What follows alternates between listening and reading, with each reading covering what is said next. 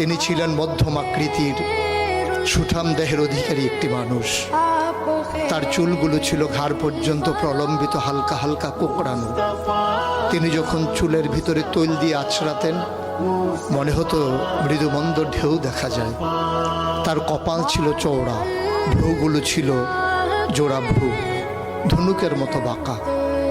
চোখের পাতাগুলো ছিল ফুটন্ত গোলাপের গোলাপি রঙের এক একটি পাপড়ির মতো। তিনি কখনো বা যখন চোখের পলক ফেলতেন মনে হতো মৃদুমন্দ বাতাসে গোলাপ পাপড়ি যেন দোল খাচ্ছে।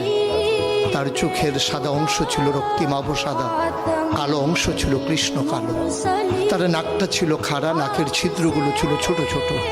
নাকের নিচে ছিল সরু চিকন গোঁফ, গোঁফের নিচেই সেই গোলাপি রঙের ঠোঁট। তার ঠোঁটগুলো যখনো কখনো বা মুচকে হাসত, গোটা পৃথিবীর মানুষ অবাক বিস্ময়ে দেখত গোটা পৃথিবীতে যেন বিজলি চমকিয়েছে।